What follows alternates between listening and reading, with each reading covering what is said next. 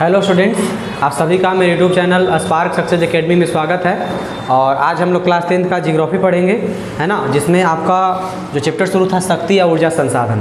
तो इस चैप्टर में आपका जो पिछला वीडियो डाला गया था, है ना, उसमें बताया गया था कि शक्ति कैसे आज हम लोग के लिए एक महत्वपूर्ण संसाधन बना हुआ है ना। और शक्ति संसाधन के प्रकार यानी शक्ति संसाधन कितने धारे बांटा गया था। फिर आप पढ़े थे पारंपरिक ऊर्जा स्रोत, जिसमें कोयला के बारे में। तो कोयला जानते हैं कि शक्ति ऊर्जा का महत्वपूर्ण स्रोत कौन सा है? कोयला है। ठीक है। भूगर्भीय दृष्टि से भारत के कोयला क्षेत्र को दो भागों में गोंडवाना समूह और टर्शियरी समूह। तो गोंडवाना समूह का निर्माण 20 करोड़ वर्ष पूर्व हुआ था, है ना। और इसको गोंडवाना समूह का कोयला 4 नदी घाटी में पाया जाता है: सोन नदी घाटी, दामोदर नदी घाटी, महानदी घाटी, वागरा गोदावरी घाटी। फिर पढ़े थे टर्शियरी समूह। तो टर्शियरी समूह का जो कोयला है 5.5 करोड़ वर्ष पुराना है। इसमें अरुणाचल प्रदेश, है ना, असम, मेघालय और नागालैंड में पाया जाता है यह। फिर आप पढ़े थे कोयला के प्रकार। तो कार्बन की प्रतिशत मात्रा के आधार पर कोयला कितने प्रकार के? 4 प्रकार के। कौन कौन? एंथ्रासाइट, बिटुमिनस, लिग्नाइट और पीट। ठीक है। तो एंथ्रासाइट में क्या बताया गया था कि एंथ्रासाइट जो है आपका सबसे सर्वोत्तम, है ना, मतलब कहने का मतलब सर्वोच्च कोटि का कोयला है, यानी सबसे अच्छा कोयला माना जाता है। ठीक है। इसमें कार्बन का जो मात्रा होता है 96% से अधिक पाया जाता है। ठीक है। और इसका सबसे बड़ा विशेषता क्या था कि इसे जलाने पर यह धुआं कम और ऊष्मा अधिक देता है। इसका उपयोग धातु गलाने में भी करते हैं और इसे कोकिंग कोयला भी कहा जाता था। दूसरा था बिटुमिनस। तो बिटुमिनस क्या है कि इसमें कार्बन का प्रतिशत मात्रा जो था आपका 70 से 90% तक था। इसे परिष्कृत कर, है ना, कोकिंग कोयला बनाया जा सकता है, यानी कि एंथ्रासाइट बनाया जा सकता है। और भारत में अधिकतर कोयला जो है इसी श्रेणी का है। तीसरा लिग्नाइट था, जो सबसे निम्न कोटि का कोयला था। इसमें कार्बन का जो मात्रा था 30 से 70% था। ठीक है। और मतलब इसका विशेषता था कि यह जलने पर धुआं अधिक और ऊष्मा कम देता है। इसे भूरा कोयला भी कहते हैं। चौथा था पीट, है ना। पीट जो था लगभग इसमें कार्बन का मात्रा 30% से भी कम और ये पूर्व के दलदली क्षेत्रों में पाया जाता है।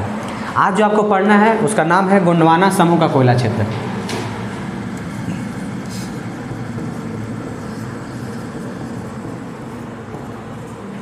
गोंडवाना समूह का कोयला क्षेत्र। देखिए, तो गोंडवाना समूह का जो कोयला क्षेत्र है उसमें सबसे पहला जो राज्य आता है आपका झारखंड है। कौन है? झारखंड। ठीक है। तो देखिए, झारखंड जो है कोयला के उत्पादन और भंडारण की दृष्टि से, कोयले के भंडार और उत्पादन की दृष्टि से झारखंड भारत का सबसे पहला राज्य है ना। जहाँ पे माने भंडार और उत्पादन सबसे अधिक होता है। कहा जाता है कि यहाँ पे 30% से भी अधिक कोयला भंडार के रूप में सुरक्षित है और इसका यहाँ पे उत्पादन होता है 23%। ठीक है ना। यहाँ पे जो आपका है भंडारण है वह 30%, भंडार कितना है? 30%, और उत्पादन कितना होता है? 23%,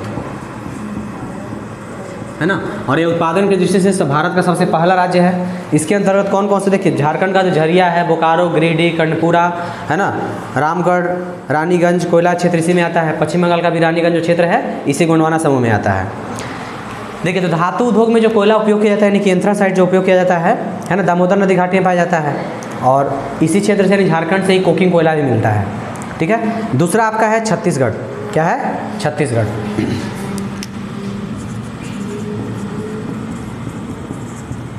देखिए, तो छत्तीसगढ़ जो कहता है कि अब मतलब सुरक्षित भंडार की दृष्टि से भारत का दूसरा राज्य है ना। यहाँ पे मतलब कहा जाता है कि यहाँ पे 15% सुरक्षित भंडार है, यानी यहाँ पे भंडार कितना है? 15%। ठीक है। और आपका उत्पादन होता है, आपका उत्पादन हो गया लगभग यहाँ पे, है ना, 16%। यानी कि झारखंड उत्पादन एवं भंडार के दृष्टि से दूसरा राज्य है, जहाँ पे भंडार कितना होता है? 15% और उत्पादन होता है 16%। तीसरा आपका है उड़ीसा। क्या है? उड़ीसा है। तो उड़ीसा पूरे देश का 1/4 भाग, है ना, यानी कि जो आपका उड़ीसा है वह पूरे देश का 1/4 भाग जो है लगभग यहाँ पे उत्पादन करता है कोयले का। और यहाँ पे लगभग कहा जाता है कि मतलब सॉरी, यहाँ पे 1/4 भाग भंडार है और उत्पादन होता है आपका 14.6%। इसके बाद आपका चौथा नंबर पे आता है महाराष्ट्र। चौथा स्थान पे क्या है? महाराष्ट्र है। पाँचवा स्थान पे आपका है मध्य प्रदेश। छठा स्थान पे कौन था आपका? पश्चिम बंगाल। तो देखिए, इसके बाद आपका जो पढ़ना है ना, उसका नाम है टर्शियरी कोयला क्षेत्र। टर्शियरी कोयला क्षेत्र। देखिए, तो बताया गया था आपको कि टर्शियरी क्षेत्र में जो कोयला का निर्माण हुआ है ना, वह जो कोयला होता है मतलब घटिया किस्म का होता है। यह कोयला मेघालय में है ना, महाराष्ट्र में, नागालैंड में और जम्मू कश्मीर, अरुणाचल प्रदेश राज्य में पाया जाता है। एक और कोयला क्षेत्र, इसका नाम है लिग्नाइट कोयला क्षेत्र। क्या है? लिग्नाइट कोयला क्षेत्र।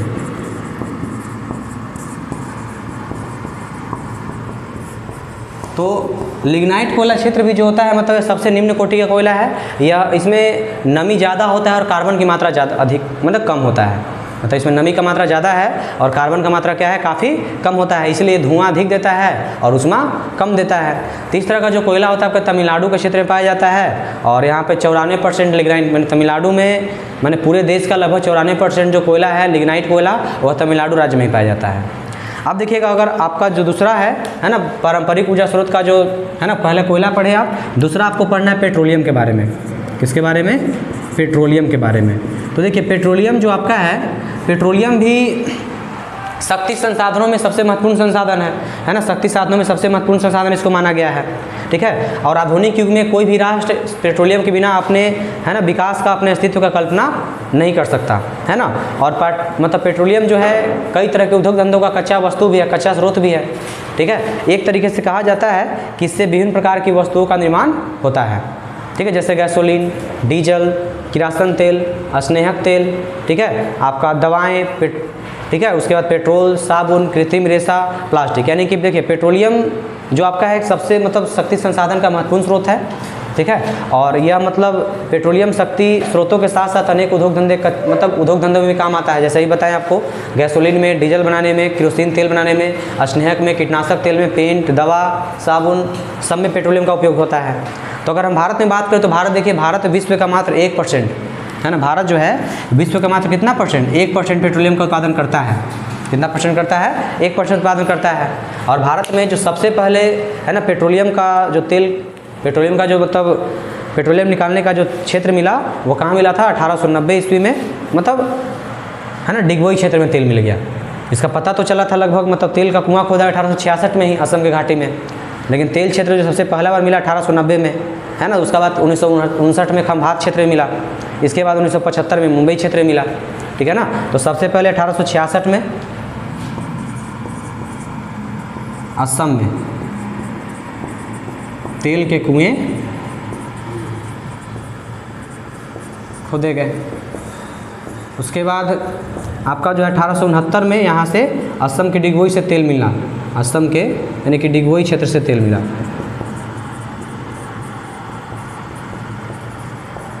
उसके बाद इसके बाद आपका 1959 में खंभात के क्षेत्र में, और एक आपका 1975 में मुंबई क्षेत्र में। 1975 में कहाँ पे? तो मुंबई क्षेत्र में तेल मिला था। देखिए, तो कहा जाता है कि अगर हम तेल क्षेत्रों के वितरण का बात करें तो भारत में मुख्यतः 5 तेल उत्पादक क्षेत्र हैं, है ना। तेल क्षेत्रों का वितरण, तेल क्षेत्रों का वितरण, तो भारत में मुख्यतः जो है वह 5 तेल उत्पादक क्षेत्र हैं। ठीक है, सबसे पहला जो आपका है वह उत्तर पूर्वी प्रदेश है। क्या है? उत्तर पूर्वी प्रदेश। दूसरा आपका है, ठीक है, दूसरा जो आपका है गुजरात क्षेत्र, गुजरात क्षेत्र, और तीसरा आपका है मुंबई क्षेत्र, मुंबई हाई क्षेत्र, और चौथा जो आपका है वह है ना लगभग इसमें एक और है, कहा था पूर्वी तट प्रदेश, चौथा पूर्वी तट प्रदेश, और पांचवा आपका है बाड़मेर बेसिन, बाड़मेर बेसिन। तो भारत में तेल क्षेत्र का वितरण जो है 5 भागों में, 5 मतलब कहा जाता है 5 तेल उत्पादक क्षेत्र हैं। सबसे पहला आपका उत्तर पूर्वी प्रदेश। तो उत्तर पूर्वी प्रदेश कहा जाता है कि यह देश का सबसे पुराना तेल उत्पादक क्षेत्र है, जहाँ पे 1866 से तेल का खुदाई शुरू हुआ था, और कहा जाता है कि लगभग 1 शताब्दी तक भारत का मतलब यह एकमात्र तेल उत्पादक क्षेत्र था। ठीक है ना, एक लंबे समय तक भारत का यही एकमात्र तेल उत्पादक क्षेत्र था। दूसरा आपका है गुजरात क्षेत्र, और देखिए जो उत्तर पूर्वी प्रदेश है वो आपका कहाँ असम घाटी, अरुणाचल प्रदेश, नागालैंड है ना, और मतलब ये सब राज्यों में पाया जाता है। उसके बाद गुजरात क्षेत्र, तो गुजरात में ही होगा। गुजरात में खंभात के बेसिन में और गुजरात के मैदानी क्षेत्र में इसका विस्तार है। और यहाँ पर सबसे पहला बार 1958 में तेल का पता चला था। ठीक है। तीसरा आपका मुंबई हाई क्षेत्र है। तो मुंबई हाई क्षेत्र में समुद्र से, है ना, मुंबई तट से 176 किलोमीटर दूर उत्तर पश्चिम दिशा में अरब सागर में स्थित है।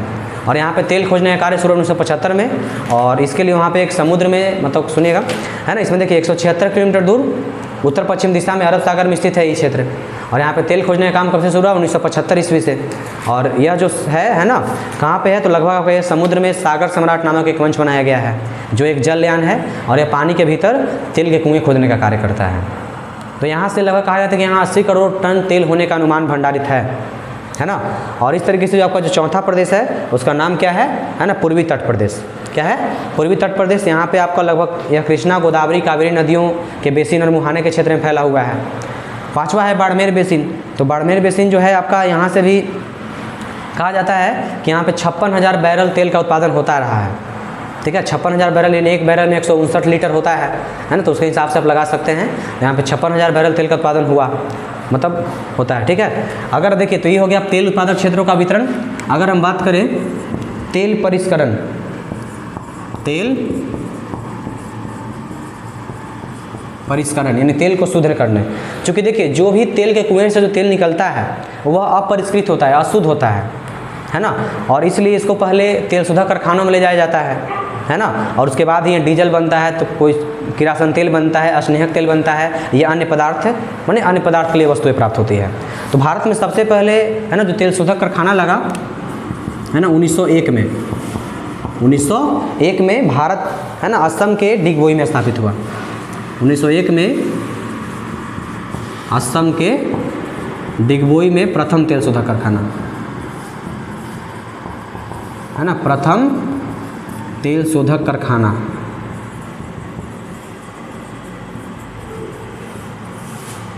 की स्थापना हुई, है ना, भारत में सबसे पहले कहाँ पे? 1901 में असम के डिगबोई में। उसके बाद दूसरा जो आपका है 1954 में, है ना, कहाँ पे? 1954 ईस्वी में मुंबई में। कहाँ पे लगा?